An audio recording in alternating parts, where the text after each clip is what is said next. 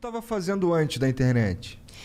Eu trabalhei 12 anos na TV aberta. Comecei como estagiária no SBT. Olha lá. Eu queria ser repórter de guerra. De guerra? Eu queria ser correspondente de Por guerra. quê, mano? Sei, eu tinha um fetiche. Queria levar uma bomba na cara. Eu sempre gostei de viver perigosamente. Eu lembro que na faculdade era pra fazer um jornalzinho. E aí eu fiz um jornalzinho pra prostitutas. E aí o professor falou pra mim, Natália, você tem ideias um pouco subversivas. Eu nem sabia o que significava e não tinha Google na época pra eu pesquisar. Mas achei interessante. Porque eu passava todo dia ali na Avenida do Jockey. E eu ficava pensando, cara, essas meninas correm muitos riscos aqui. Então eu preciso levar um conteúdo para elas que as alerte sobre os riscos que elas estão correndo. E, de repente, colocar uns anúncios, já pensando na empreendedora, uns anúncios do motel mais seguro, sex shop e tudo mais. Eu falei, cara, isso aqui vai dar muito dinheiro. E aí o professor falou, não, Natália, isso aqui não vai dar muito certo. E aí eu sempre tive essas ideias meio diferentes. E eu lembro que na época da faculdade... eu fiz uma monografia comparando a cobertura da guerra do Iraque feita entre veículos distintos. E eu, super ingênua, né, vi que a cobertura da Folha e do Estadão eram completamente desproporcionais, assim. Parecia que nem era a mesma guerra que eles estavam cobrindo. Em que sentido? Você acha que... De um lado, passando um pano total, assim, nos Estados Unidos. Agora, eu não me lembro mais quem era quem ali. Claro. Não me lembro mesmo. E do outro, tipo, tinham 2 repórteres, depois eu até comprei o livro deles lá, Fogo em Bagdá. Eu vou lembrar o nome do repórter fotográfico, que até escreveu um livro, tal, depois, sobre a cobertura da guerra. E, tipo, uma coisa que parecia muito mais real e algo assim meio, tipo, parecia que só estavam pegando da Reuters e traduzindo. Entendi. Aí vou eu, toda fanfarrona, né, ligo na Reuters... Aí, tipo, oi, tudo bem? Meu nome é Natália, eu tô fazendo aqui uma monografia. Gostaria que você falasse sobre a sua parcialidade na cobertura da guerra do Iraque. Caralho. A pessoa, não tem parcialidade. Não, porque se eu fui na USP, peguei todos os jornais, assim, do ano inteiro. E assim, vi todos os jornais. Fiz todo um levantamento. Falei, não, é completamente diferente, tem uma parcialidade aqui, porque esse jornal falou isso, aquele outro falou isso, e vocês falaram outra coisa. E a pessoa desligou o telefone na minha cara. E eu tirei 7. E aí eu fiquei com essa coisa da reportagem de guerra. E aí no SBT, eu queria muito ser apresentadora. E aí disseram pra mim... Eu pensei que tu fosse ficar puta com jornalismo e, sei lá, vou agora fazer outra parada. Não, eu era muito obcecada, sempre fui. Eu queria ser repórter e apresentadora, eu era só estagiária, meu chefe, tipo, me esculachava o tempo inteiro. Falavam pra mim que eu nunca ia conseguir ser repórter ali. Caralho. Nunca. E às vezes até, tipo, falava, você vai escrever o que o repórter vai falar, tá? Só que você não vai aparecer na câmera, quem vai aparecer é ele. Então, assim, você faz o trabalho dele, ele aparece, mas você não vai aparecer. Isso era claro, assim, aberto. E aí eu falei, não, eu vou ser repórter e apresentadora. Aí fiz curso de locutora noticiarista, eu pedia pra trabalhar, pedia pra ir pra rua, assim, aquelas coisas que ninguém queria fazer de domingo, madrugada. Eu falava, não, manda eu que eu quero ir e tal. E aí apareceu uma grande oportunidade que deram, que era pra eu fazer um quadro de celebridades no Jornal da Manhã. Eu chorei o dia inteiro. Falei, cara, eu mirei no Cabrini e acertei no Nelson Rubens. Nossa. Você chorou de tristeza. De tristeza. Entendi. Tipo, minha carreira já estava começando arruinada. Mas eu falei, bom, Deus, mirei no Cabrini, não deixa de ser uma guerra, né? Celebridades e tal. Eu falei, bom, se é isso que estão me dando... Vai lá. É isso que eu vou pegar. Era um passo. Aparecer na TV, né? É um bom jeito de ver. Né? Enxuguei as lágrimas, falei, beleza, lá, agora eu vou fazer isso. E eu já mirava num salário, eu ganhava 900, mas eu mirava também no salário do Bonner, que na época eram 60 mil reais. Que eu pensava, se o Bonner ganhar 60... Ganha 60 mil reais naquela época? Naquela época, tipo... Não, tô ligado, que ele deve ganhar atrás. agora uns milhões agora. Provavelmente. Talvez nem tanto. Não, então... Ia falar, não, vou ganhar, se o Bonner ganha isso, vou ganhar também. O que eu preciso fazer pra chegar lá? Já criei toda a trajetória, não sei o que, criei o plano, beleza, vamos executar. E aí, fazendo muita renda extra, trabalhava na TV Jockey naquela época, eu não entrevistava cavalos, eu entrevistava pessoas, mas era um bom jeito de ganhar uma renda extra, porque eu ganhava pouco A TV no SBT. Jockey é sobre cavalos, é isso? É sobre cavalos. É sobre eles competindo ou é sobre, eles criação competindo. de cavalos? É, competições. Tem o Jockey Club aqui Eu em não São manjo Paulo. muito, isso é coisa de rico, esse negócio de É cavalo. de coisa de ricos e, infelizmente, pessoas um pouco viciadas. Ah, Sábado, domingo e segunda. E aí, enfim, foi uma boa oportunidade que eu vi também, agarrei. Era eu, uma câmera no teto, pombas pousando assim na câmera, um microfoninho, e eu ficava, tipo, num radinho, agora mais pra direita, mais pra esquerda. Essa era a minha vida na TV Jockey, enfim. E eu lá no SBT, falei, não, preciso ser repórter e tal, não sei o quê. Beleza, fui fazer esse quadro, e aí eu pedia cada vez pra fazer mais coisas. Não, eu quero ir pra rua, eu quero ser repórter, né? Eu quero ir pra guerra, aquela coisa, né? E aí, depois de uns 2 anos, surgiu uma vaga na Record. E aí, uma menina que tinha saído do SBT foi pra lá. Ela sabia que eu me virava nos 30. E aí, naquela época, eu ganhava uns R$2.500, fazendo um monte de hora extra. Eu tinha 2 empregos no SBT. Eu trabalhava das 9 da manhã à 1 da tarde e das 4 da tarde à 1 da manhã, que eu fazia 2 programas diferentes. E aí, ele tocou meu telefone. Você dormia? Eventualmente.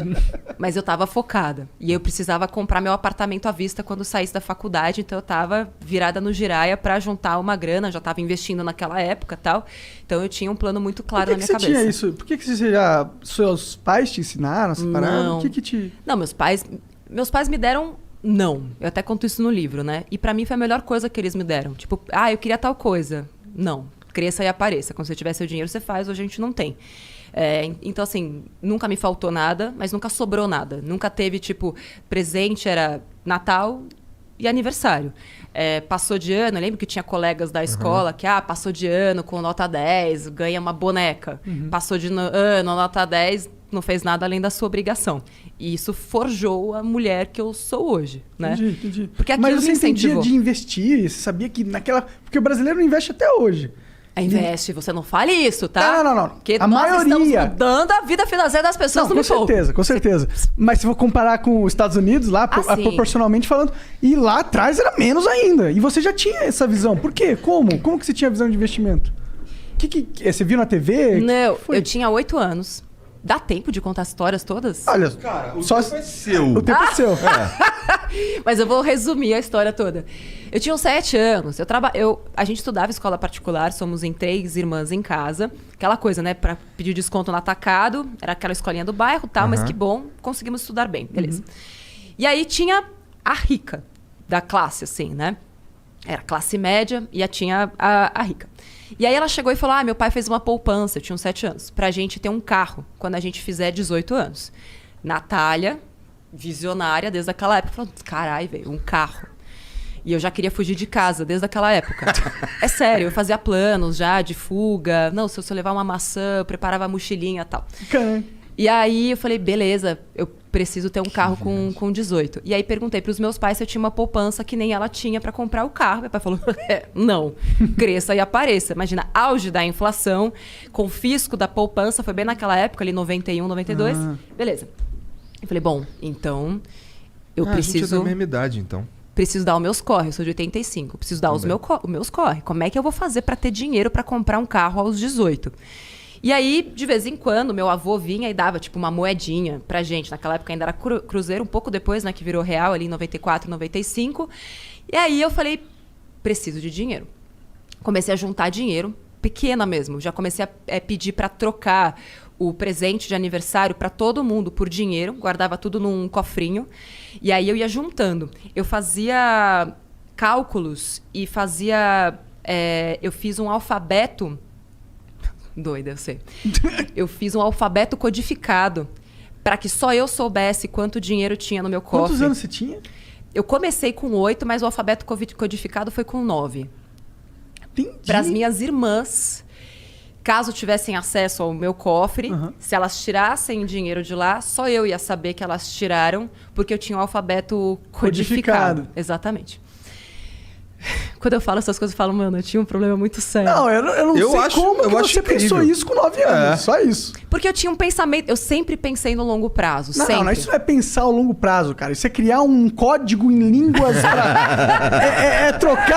trocar o presente por dinheiro. What the fuck? Quando eu tinha 8 anos, eu não sei. Eu nem falava direito, pô. Eu acho que será que o homem é mais retardado nesse sentido, eu sei cara? que eu sou mais retardado. Então, eu também. Não, eu sei que eu sou...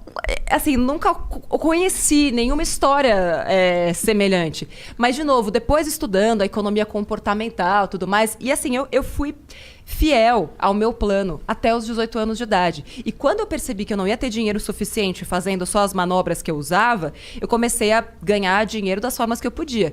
Então, eu ia para 25 de março, comprava camiseta, fazia tie-dye e vendia na escola, fazia umas pulseirinhas lá de barbante e vendia na escola, promovia uns bazares na minha casa, comecei a fazer propaganda porque eu descobri...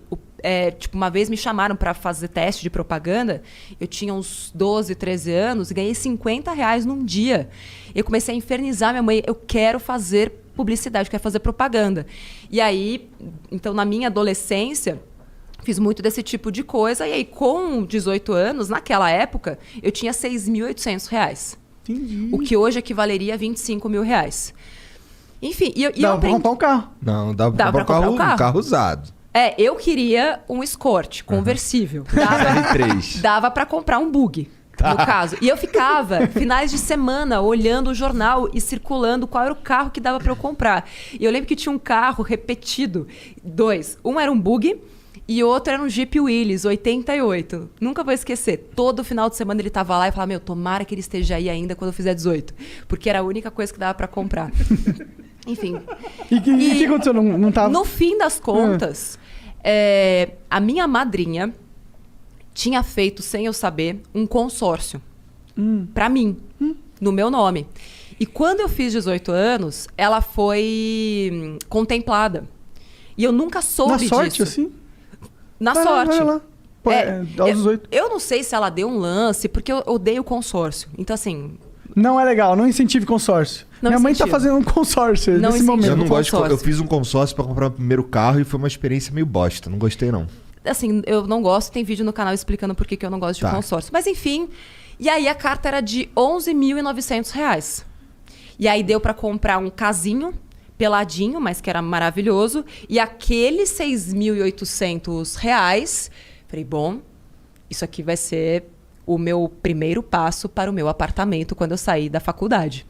E aí que eu comecei a investir, porque até então eu nem sabia que existia investimento. Eu fico pensando, eu já fiz esse cálculo, né, de quanto dinheiro eu perdi dos 8 aos 18.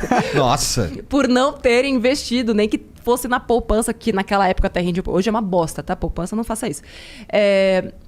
Mas depois que eu fui entender que o dinheiro podia trabalhar para mim e que quanto mais eu me esforçasse com a força dos juros compostos, aplicando em bons investimentos, e fiz muita cagada como todo mundo, perdi dinheiro em fundos de investimento, porque brilhou o olho e tal. Mas foram todos esses aprendizados que hoje me proporcionam poder ensinar isso para as pessoas. Porque é um conhecimento de vivências. E já estava dentro de você desde pequenininha, né? Pois é. Que engraçado isso, que loucura. É uma loucura mesmo.